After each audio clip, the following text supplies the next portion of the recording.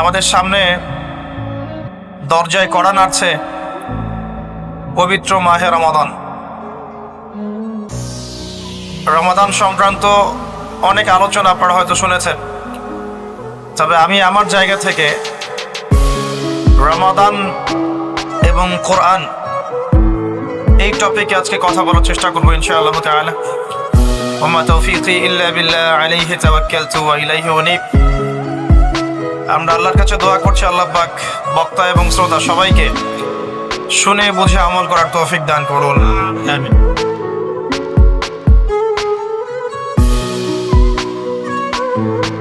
রমাদান মাসের সওম কখন ফরজ হয়েছে কে বলতে পারবে? অডিয়েন্সের মধ্যে রমাদান মাসের সওম কত হিজরিতে ফরজ করা হয়েছে? মাশাআল্লাহ। রমাদান মাসের সওম কত হিজরিতে ফরজ হয়েছে? অথচ আমরা জানি ইসলামের বেসিক পিলারের মধ্যে 5টা পিলার, কালিমা, সালাত, যাকাত, সওম এবং হজ। এই 5টা বেসিক পিলারের একটা হচ্ছে রমাদান। কত হিজরিতে ফরজ হয়েছে আমরা কেউ বলতে পারলাম না। নবী করিম সাল্লাল্লাহু আলাইহি ওয়াসাল্লাম যখন নবুয়ত পেলেন, ওই সমাজের মধ্যে কিছু পাপাচার ছিল। এমন সমাজেই নবী আসে যেই সমাজে পাপাচার বেশি। যেখানে কোনো পাপ নাই সেখানে তো নবীর কোনো প্রয়োজন নাই। নবী করিম সাল্লাল্লাহু আলাইহি ওয়াসাল্লাম যখন নবী হলেন, তৎকালীন আরবের সমাজে মৌলিকভাবে 5টা পাপ ছিল। কয়টা ভাই? তার প্রথমটা হচ্ছে শিরক। তারা আল্লাহর সাথে শিরক করত, যেটা আজকের বিশ্বে আমরা প্রত্যেকটা সেক্টরে করছি। 2 নাম্বার ছিল রিবা বা সুদ। তৎকালীন আরব সমাজের মধ্যে সুদ ভিত্তিক অর্থনীতি ছিল, যা এখন পুরো বিশ্ব জুড়ে চলছে। 3 নাম্বার হচ্ছে মাদক। তৎকালীন আরবের অন্যতম মহামারীর নাম ছিল মাদক, যেটা বর্তমান বিশ্বেরও একটা বড় মহামারী। 4 নাম্বার সমস্যা ছিল নারী জাতির অবমাননা, যেটা আইয়ামে জাহিলিয়াতের যুগকে এখন হার বানিয়েছে। 5 নাম্বার সমস্যা ছিল গোত্রীয় হানাহানি, যেটা এখন ধর্মীয় হানাহানি, পলিটিক্যাল হানাহানি, বৈশ্বিক হানাহানিতে রূপ নিয়েছে। কিছুই পরিবর্তন হয়নি। জাহিলি যুগের সেই জাহিলিয়াতের সুন্নতগুলো এখনো বিশ্ববাসী আমল করছে, বরং তার চেয়ে বেশি মাত্রায় করছে। যতদিন যাবে এগুলো বাড়তে থাকবে। এর পরে গিয়ে একটা সময় আসবে যখন সমাজে জাহিলিয়াতের লেশ মাত্র থাকবে না ইনশাআল্লাহ। মুহাম্মদ সাল্লাল্লাহু আলাইহি ওয়াসাল্লাম যে সমাজে নবী হয়েছেন, এই সমাজটা অনেকটা এমন ছিল। শিরক ছিল, রিবা ছিল, মাদক ছিল, নারীর অবমাননা ছিল, বেহায়াপনা ছিল, অশ্লীলতা ছিল, দাস প্রথা ছিল, ব্যভিচার বেশি ছিল, গান বাজনা বাদ্যযন্ত্রের প্রভাব বেশি ছিল, জুয়া ছিল, আপোষে মারামারি, হিংসা, বিদ্বেষ ছিল, রক্তক্ষয়ী দীর্ঘস্থায়ী সংঘাত ছিল।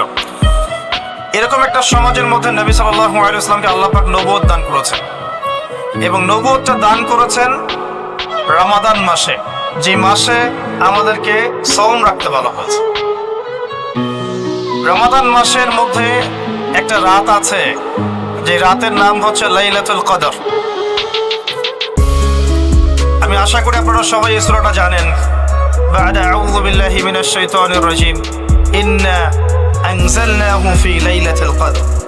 নিশ্চয়ই আমি কোরআনকে নাজিল করেছি লাইলাতুল কদরে, ভাগ্য রজনীতে। ওয়া মা আদরাকা মা লাইলাতুল কদর। হে নবী মুহাম্মদ সাল্লাল্লাহু আলাইহি ওয়াসাল্লাম, আপনি কি জানেন লাইলাতুল কদর কি জিনিস? লাইলাতুল কদরি খায়রুম মিন আলফি শাহর। লাইলাতুল কদর হচ্ছে 1000 মাসের চাইতে উত্তম। এখানে গাণিতিক ভাবে ব্যাখ্যা করতে যাবেন না 1000 মাস সমান সমান কত বছর হয়, ব্যাপারটা এমন নয়। এখানে আধিক্য বোঝানো হয়েছে। 1000 মাস ইবাদত করলে যে নেকি হয়, 1 রাত ইবাদত করলে সে নেকি হয়ে যাবে ইনশাআল্লাহ। এই রাতে কি হয়? স্পেশাল তানাজ্জালুল মালাইকাতু ওয়ার রূহ। এই মাসে আল্লাহর পক্ষ থেকে আল্লাহর ফেরেশতারা নেমে আসেন। কোথায় নেমে আসেন? পৃথিবীতে। তাদের সর্দার হিসেবে থাকেন জিবরাইল আলাইহিস সালাম।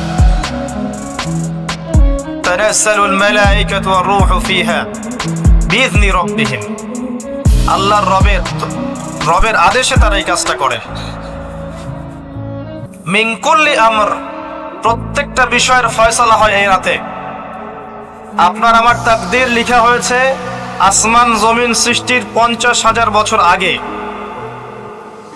আপনার আমার তাকদীর লেখা হয়েছে আসমান জমিন সৃষ্টির 50,000 বছর আগে। আল্লাহ পাক সমস্ত সৃষ্টির তাকদীর লিখেছেন প্রথম দফায়। দ্বিতীয় দফায় তাকদীর লেখা হয়েছে যখন আমার আপনার রূহ আমাদের মায়ের গর্ভে ছিল 4 মাস 10 দিন বয়স। ওই সময় আল্লাহর পক্ষ থেকে ফেরেশতা আসেন, এসে লিখে দেন তার হায়াত, তার রিজিক, সে সৌভাগ্যবান না দুর্ভাগ্যবান। এরপর রূহটাকে ফুঁকে দেন, বাচ্চা নড়াচড়া শুরু করে। এর আগ পর্যন্ত পেটের মধ্যে বাচ্চা নড়াচড়া করে না। যখন রূহটা ফুঁকে দেওয়া হয় তারপর থেকে বাচ্চা নড়াচড়া শুরু করে। দ্বিতীয় দফায় তাকদীর লেখা হয়। এরপরে তৃতীয় দফা লেখা হয় এই লাইলাতুল কদরে, যে আগামী 1 বছর কি হবে, আপনি কি করবেন। অর্থাৎ 1 বছরের বাজেট প্রণয়ন করা হয় প্রত্যেক লাইলাতুল কদরে। তানাজ্জালুল মালায়েকাতু ওয়ার রূহ ফিহা বিইذনি রাব্বিহিম মিন কুল্লি আমর। এই রাতের আরেকটা বৈশিষ্ট্য হচ্ছে সালামুন হিয়া হাত্তা মাতলাইল ফজর। ফজর পর্যন্ত এই রাতে শান্তি শান্তি শান্তি শান্তি প্রশান্তি বজায় থাকে। এই রাতে আপনি যে দোয়া করবেন, যে কোনো দোয়াই করবেন, যদি আপনার রিজিকটা হালাল হয় ইনশাআল্লাহ কবুল হয়ে যাবে যে কোনো দোয়া। এই রাতে যারা ইবাদত করে দাঁড়িয়ে দাঁড়িয়ে, তাদের চতুর্দিকে ফেরেশতারা সমবেত হন, তাদের দোয়ায় তারা শরীক হন, তাদের জন্য দোয়া করতে থাকেন। ঠিক তখনই দেখবেন মুমিন বান্দার চোখ দিয়ে টপ টপ করে পানি পড়া শুরু হয়েছে। আপনি ফিল করতে পারবেন যে আপনার দোয়া আল্লাহ কবুল করছেন। এই রাতের ইবাদতকে 1000 মাস দিয়ে গুণ করলেও কখনো সমান হবে না। একটা রাত ইবাদত করলে আপনি 1000 মাসের নেকি পাচ্ছেন। এই সুযোগটাকে ছেড়ে দেওয়া যায়? কবে এই রাত স্পেসিফিকলি বলা যাবে না, 27 তারিখেই স্পেসিফিকলি বলা যাবে না যে 21-এর রাতেই, 23-এর রাতেই বা 25-এর রাতেই, নির্দিষ্ট করে বলার কোনো সুযোগ নাই। নবী সাল্লাল্লাহু আলাইহি ওয়াসাল্লাম লাইলাতুল কদর পেয়েছেন এবং ওই রাতে বৃষ্টি হচ্ছিল। তিনি সিজদা করছেন, তার কপালের মধ্যে মসজিদে নববীর যে মাটি আছে এই মাটির কাদা লেগেছিল। তখন কিন্তু মসজিদ টাইলস ফিটিং ছিল না। মাটির মসজিদ থেকে নবী সাল্লাল্লাহু আলাইহি ওয়াসাল্লাম বিশ্ব পরিচালনা করেছেন। আর আমাদের এখন তাজমহলের মতো মসজিদ, হেদায়েতের কোনো হও নাই এখানে। এটা আখিরুজ জামানের সাইন। মসজিদগুলো হবে চাকচিক্যময়, হেদায়েত শূন্য। হাদিস একদম স্পষ্ট আছে, মসজিদ হবে চাকচিক্যময় কিন্তু হেদায়েত শূন্য। ইভেন দেখবেন নামাজ পড়ছে মুসল্লি, পাশে হই হুল্লো করছে। দিনের কথা আলোচনা হলে বা নামাজ পড়লে, কেউ কোরআন তেলাওয়াত করলে আদবের সাথে যে পাশে শোরগোল করতে হয় না, এটা এখন বুঝাতে হয়। বুঝাতে গিয়ে যদি আপনি এই আয়াত তেলাওয়াত করেন, লাহুম কুলুবুন লা ইয়াফকাহুনা বিহা, কিছু মানুষকে আল্লাহ পাক কলব দিয়েছেন বোঝে না। ওয়া লাহুম আযানুন লা ইয়াসমাউনা বিহা, কিছু মানুষকে আল্লাহ পাক কান দিয়েছেন শোনে না। ওয়া লাহুম আ'য়ুনুন লা ইউবসিরুনা বিহা, কিছু মানুষকে আল্লাহ পাক চোখ দিয়েছেন দেখে না। উলাইকা কাল আনআম, এরা আনআমের মতো। বাল হুম আদাল, বরং তার চাইতেও নিকৃষ্ট। তখন কিছু মানুষের ইগোতে লেগে যায়। তা আচরণ কিন্তু এমনই। কোরআন যেখানে তেলাওয়াত করা হচ্ছে, নবীর হাদিসের কথা বলা হচ্ছে, সেখানে উঁচু স্বরে কথা বলা জায়েজ নেই। নামাজ পড়ছে একজন ব্যক্তি, সে আল্লাহর সাথে সরাসরি কথা বলছে, তার পাশে কথা বলা জায়েজ নেই। এমনকি নামাজরত ব্যক্তির পাশে কোরআন তেলাওয়াত করাও জায়েজ নেই। আমার কথা কি বুঝতে পারছেন? একজন ব্যক্তি নামাজে দাঁড়িয়েছে, আল্লাহর সাথে কথা বলছে, পাশে আপনি কোরআন তেলাওয়াত করতে পারবেন না জোরে জোরে। মনে মনে করতে হবে, করতে চাইলে মনে মনে করতে হবে। অনেক সময় মসজিদের ভিতরে দেখবেন নামাজ পড়া হচ্ছে, শোরগোল করছে। নবী সাল্লাল্লাহু আলাইহি ওয়াসাল্লাম বলেছিলেন, আখিরুজ জামানে, তিরমিজিতে আছে হাদিসটা, আখিরুজ জামানে ইসলামের নামটুকু থাকবে, ইসলামের প্রকৃত বিষয়গুলো থাকবে না। কোরআনের মাসহাফ থাকবে, যে মাসহাফ, কোরআনের মাসহাফটা থাকবে, এর শিক্ষাগুলো থাকবে না। মসজিদগুলো হবে চাকচিক্যময়, কিন্তু মসজিদ হবে হেদায়েত শূন্য। আর চতুর্থ লাইনটা আরো ভয়ঙ্কর। 4 নম্বর লাইনে গিয়ে নবীজি বলেছেন সাল্লাল্লাহু আলাইহি ওয়াসাল্লাম, আসমানের নিচে জমিনের উপরে আল্লাহর সবচেয়ে নিকৃষ্ট সৃষ্টি হবেন এক শ্রেণীর আলেম, যাদের থেকে ফিতনা ছড়াবে এবং তাদের দিকেই ফিতনা ফিরে আসবে। তিরমিজির মধ্যে হাদিসটা আছে, যে কোনো আলেমকে জিজ্ঞাসা করে এটা কোন শ্রেণীর আলেম, এটা বোঝার জন্য আপনার পিএইচডি করার দরকার নাই। যারা দিনকে দুনিয়ার বিনিময়ে বিক্রি করেছে তারাই সেই শ্রেণীর আলেম। যারা সত্য কথা বলতে ভয় পেয়েছে তারাই সেই শ্রেণীর আলেম। যারা সত্যকে মিথ্যার সাথে মিশ্রিত করেছে তারাই সেই শ্রেণীর আলেম। এবং যারা ইসলামের নামে উম্মাহকে শতদা বিভক্ত করে দিয়েছে এরাই সেই শ্রেণীর আলেম। নবী করিম সাল্লাল্লাহু আলাইহি ওয়াসাল্লাম বলেছেন, লাইলাতুল কদর আমি পেয়েছি, কপালে কাদা মাটি ছিল, বৃষ্টি হচ্ছিল, তার মানে ওই রাতে বৃষ্টি হতে পারে, ওই রাতে বৃষ্টি হতে পারে। লাইলাতুল কদরের আলামত রাতের বেলা বৃষ্টি হতে পারে। বৃষ্টি হয়েছে, তিনি নামাজ পড়েছেন, কপালের মধ্যে কাদা লেগেছিল, তিনি বের হয়েছেন, সাহাবীদেরকে বলবেন কোন রাতটা লাইলাতুল কদর, আজকের রাতটা লাইলাতুল কদর, এটা বলতে বের হয়েছেন। বের হয়ে দেখছেন দুজন মুসলিম আপোষে ঝগড়া করছে। লিসেন টু মি, দুজন মুসলিম আপোষে ঝগড়া করছে। আমরা বলি না যে মুসলিমদের মাঝে ইখতিলাফগুলো রহমত, আমরা বলি না? দুজন মুসলিম আপোষে ঝগড়া করছে। এই কাজটার কারণে আল্লাহ রাব্বুল আলামিন নবী সাল্লাল্লাহু আলাইহি ওয়াসাল্লামের হৃদয় থেকে এই কথাটাকে তুলে নিলেন। তিনি আর বললেন না এক্স্যাক্টলি কোন রাতে লাইলাতুল কদর ছিল, তিনি বলতেই বেরিয়েছিলেন যে কোন রাতে লাইলাতুল কদর ছিল। আমাদের ইখতিলাফের কারণে আমরা সেই নির্দিষ্ট রাতটাকে হারিয়ে ফেলেছি। তবে এর মধ্যেই খায়ের আছে, এর মধ্যেই কল্যাণ আছে। আরবিতে একটা প্রবাদ আছে, কুল্লু শার ইউজাদু ফিহিল খায়র, প্রত্যেকটা অকল্যাণের পিছনেই কোনো না কোনো কল্যাণ আছে। নির্দিষ্ট করে বলে দিলে আমরা বাকি রাতগুলো জাগতাম না। নবী সাল্লাল্লাহু আলাইহি ওয়াসাল্লাম এখন বললেন যে আমাকে ভুলিয়ে দেওয়া হয়েছে কোন রাত, তোমাদের ঝগড়ার কারণে। অতএব তোমরা শেষ দশকের বিজোড় রাতগুলোকে তালাশ করো।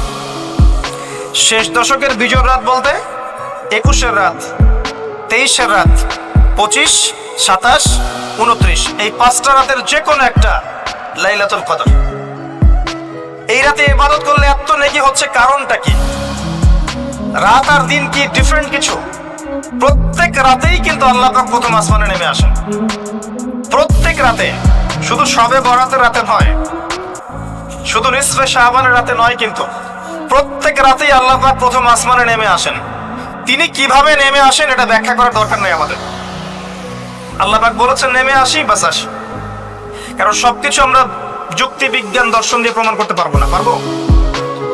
সায়েন্সকে জিজ্ঞাসা করেন যে স্বপ্নের ব্যাখ্যা কি, ঘুম কাকে বলে, আত্মা কাকে বলে, আত্মা কঠিন না তরল না বায়বীয়, পারবে সায়েন্স ব্যাখ্যা করতে?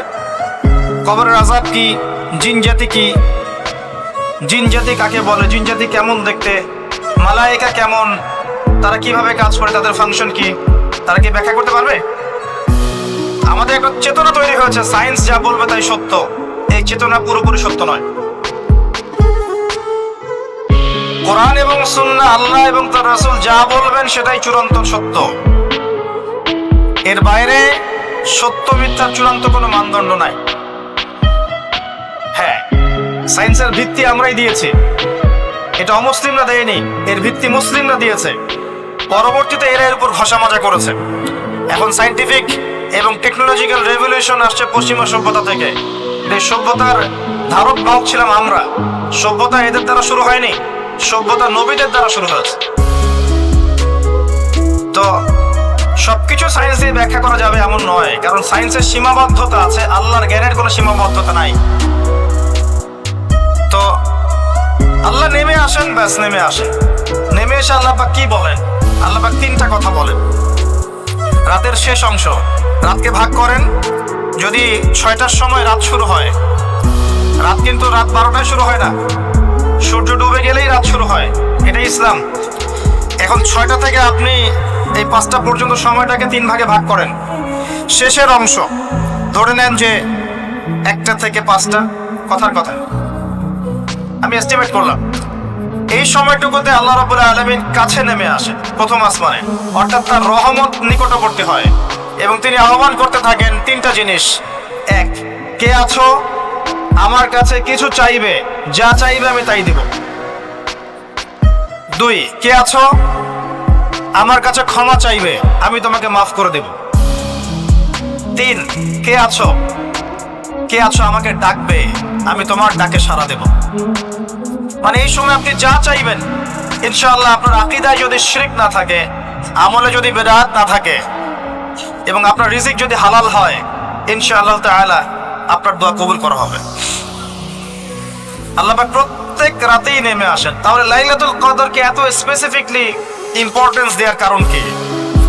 একটাই কারণ, মনে রাখবেন, লাইলাতুল কদরকে মর্যাদা মণ্ডিত করার এবং রমাদান মাসকে শ্রেষ্ঠ মাস মর্যাদা মণ্ডিত করার একটা কারণ, only one reason behind it, সেটা হচ্ছে এই মাসে এবং এই রাতে আল কোরআন নাজিল হয়েছে। কথা কি বুঝতে পারছেন? কোরআন নাজিলের কারণেই এই মাসটা মহামান্বিত, কোরআন নাজিলের কারণেই এই রাতটা সম্মানিত। ইন্না আনজালনাহু ফি লাইলাতুল কদর।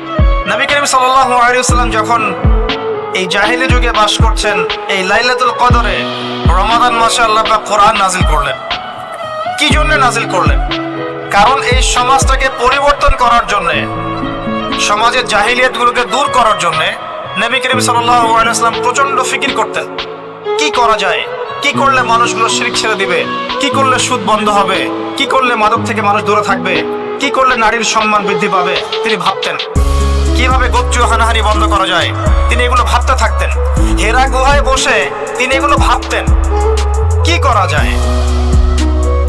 যুবক বয়সে তিনি হিলফুল ফুজুর তৈরি করেছেন এগুলো সমস্যা দূর করার জন্য, কিন্তু পরিপূর্ণরূপে সফল হয়েছেন বলতে পারি না আমরা।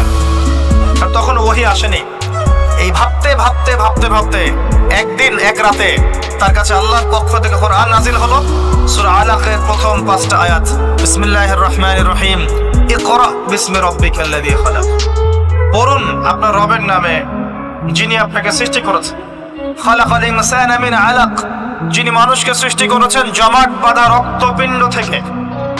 আমরা সবাই জমাট বাঁধা রক্তপিণ্ড ছিলাম মায়ের পেটে। আজকে আমরা আল্লাহ দ্রোহী হয়েছি, কিন্তু আমরা পেটের মধ্যে এতটুকু জমাট বাঁধা রক্তপিণ্ড ছিলাম।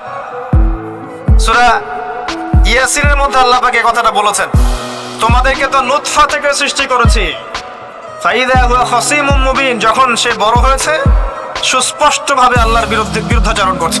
আমরা যদি না থাকি এই পৃথিবীতে, আল্লাহর দ্বীনের কোনো ক্ষতি হবে? এই পৃথিবীর আবর্তন থেমে যাবে? আমাদের বউ বাচ্চা কাচ্চা, বাবা মা, স্ত্রী সন্তান, এরা কি না খেয়ে মারা যাবে? মনে করেন আমরা এখন সবাই মরে গেছি, কথার কথা বলছি, নাউজুবিল্লাহ, আমাদের পরিবারগুলো কি থেমে যাবে? আত্মীয় স্বজন থেমে যাবে? আমাদের সমাজ থেমে থাকবে? কেউ থেমে থাকবে না। মাঝখান থেকে আমরা আমাদের জীবনের সময়টা হারিয়ে ফেললাম। অতএব আমরা আল্লাহর জন্য বাঁচি, আল্লাহর দ্বীনের জন্য। এখন দ্বীনের ক্ষতি যারাই করবে তাদের বিরুদ্ধেই সোচ্চার হতে হবে।